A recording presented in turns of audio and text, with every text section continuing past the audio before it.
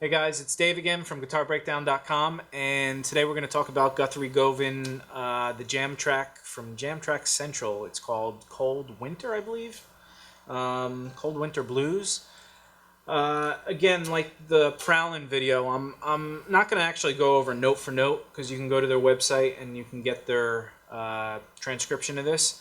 But I'm going to talk about a few of the lines that he plays and some of the things that I think really make this tune cool. And this is another one where it's really, I mean, it's totally the way he articulates the notes, because there's not a lot of licks going on. It's just choosing the right notes and adding the right vibrato and bending. A lot of it's bending to the right pitch too, because there's a certain point where he does this lick and he bends a whole step, then he bends a half step over two different chords. So anyway, we'll break this down, and I hope you enjoy it. Thanks. All right, so before we get into the soloing and the ideas and stuff, let's talk about the chord changes that are going on in here.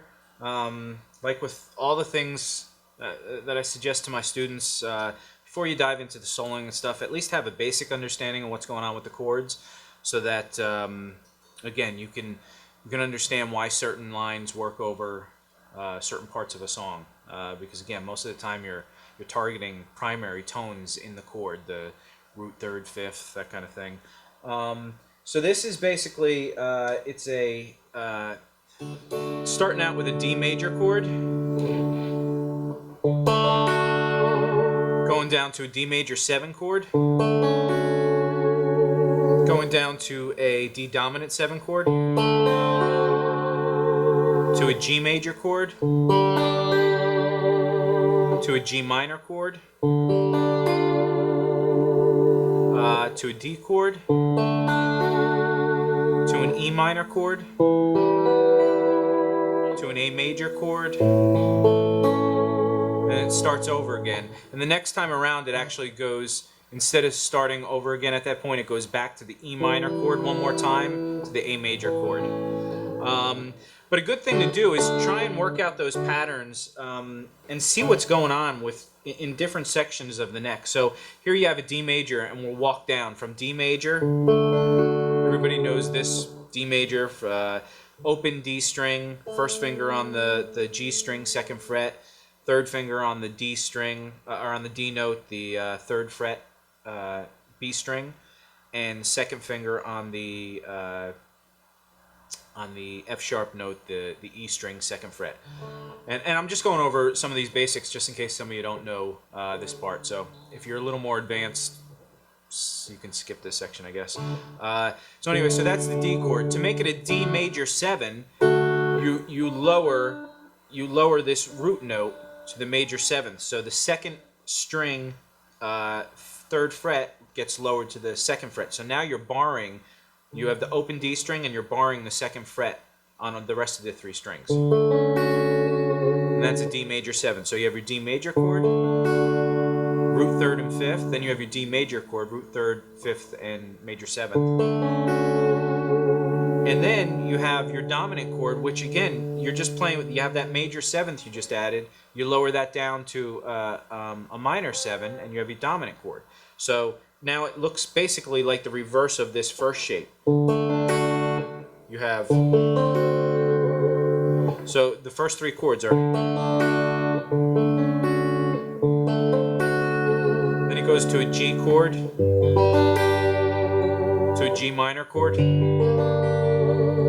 And what I was doing down here is I was just playing off of these 4 strings. So D major 7, D dominant 7, to a G chord, which you have all open strings except for that top G note, 3rd fret. And then a G minor 7 would be something like that, to a D chord, to an E. Again, you could play this whole E minor chord, or you could just play that E note, 2nd fret D string, and then all open strings on the bottom.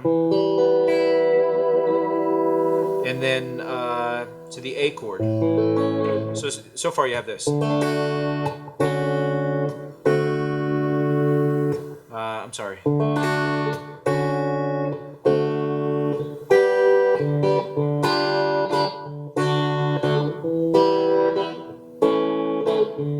Back to that. So again, then you figure out those patterns like in the 2nd position here. So this is your D major chord, to your D major 7, to your D dominant 7, to your G major, to your G minor, to your E minor chord. No, it went to a D chord, sorry. So that's D major 7, D dominant 7, G major, G minor, to a D major, back to that E, back to the A. And then the last position we'll do it up here. So you have the D major chord. So you have to a D major 7, to a D dominant 7, to a G major chord, to a G minor chord. I'm sorry. To an E minor chord. No, I'm sorry. I messed that up. He went to a D, back to a D chord. So you have D major 7, D dominant 7, G major, to a G minor chord, to a D major, to an E minor, to an A major, and then back to the D. So again, if you start understanding those basic shapes and what's going on, you understand a lot of what he's playing solo wise. He's just working off of those the major 7th to the minor 7th, to the root of the next chord, and you end up walking down chromatically and things work.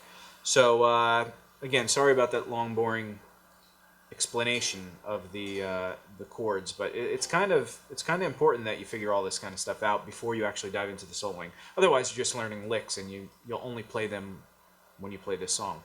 So next, we'll get into the solo.